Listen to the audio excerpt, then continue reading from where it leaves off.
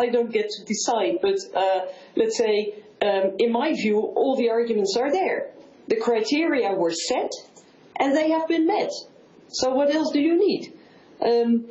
He's kind of painted himself into a corner because he's been arguing all these years that there had to be additional elements. But the point is, if there are no formal criteria, how are you going to define, what else? I mean, how many more hoops do Romania and Bulgaria have to jump through?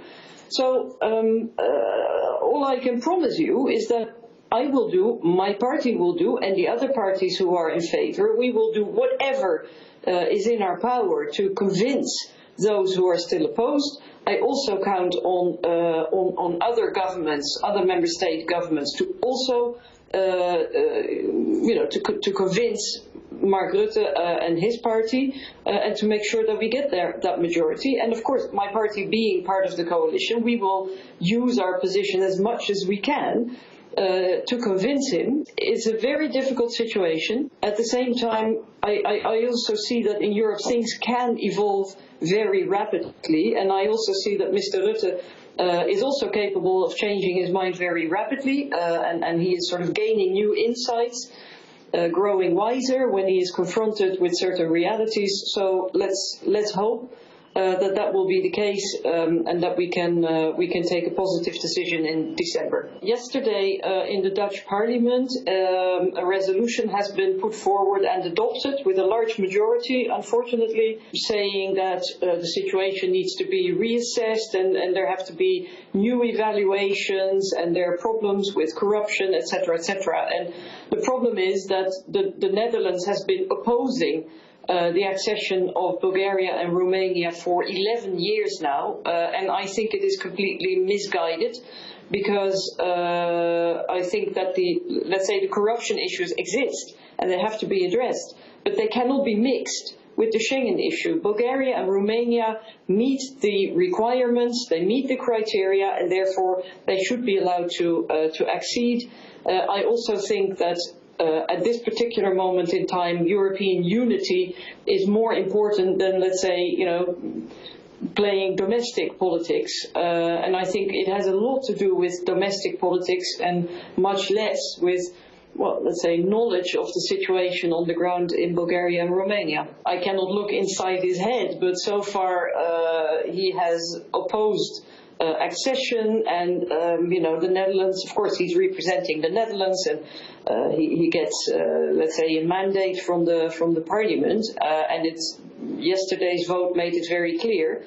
They did not give him a mandate to agree at this moment in time. And that is, of course, a major obstacle. But I also feel that if you're Prime Minister of a country, you can also use your authority to convince the Parliament and explain to people how important it is that, first of all, we treat all countries equally and we treat all citizens equally. And even, as I said, I mean, corruption is an issue, of course, but it needs to be addressed in another way. And I also don't think that Romanian and Bulgarian citizens should somehow be penalized for the mistakes of their own political leaders. So I'm very concerned and very dismayed about the resolution that was passed. And I would call on the Prime Minister to use his authority and ensure that when the decision comes up in December, that the Netherlands will also support the accession to Schengen of Bulgaria and Romania. First of all, let me make clear, it's not the entire country. Yeah?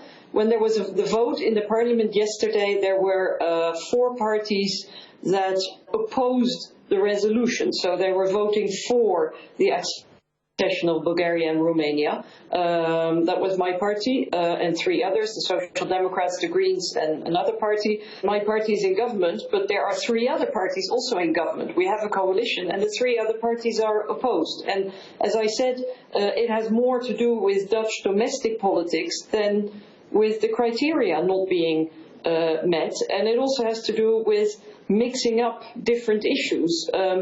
People say, yeah, but corruption and things like that have to be addressed, which is true, but it has nothing to do with the Schengen criteria.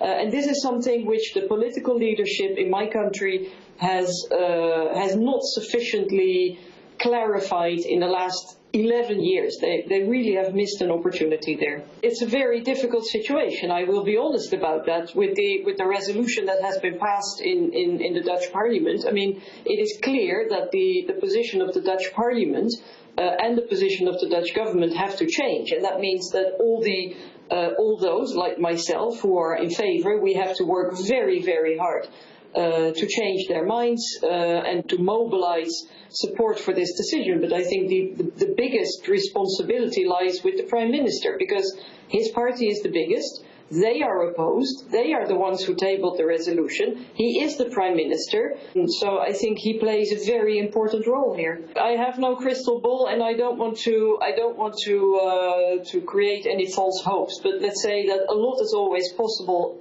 in Europe. I also think that the pressure on the Netherlands will probably grow in the next 2 months up to the moment that the decision has to be taken, because I also hope that the other countries, so not just Romania and Bulgaria, but also the other EU member states, are also going to put pressure on the Netherlands and say, come on. You know the way it's done.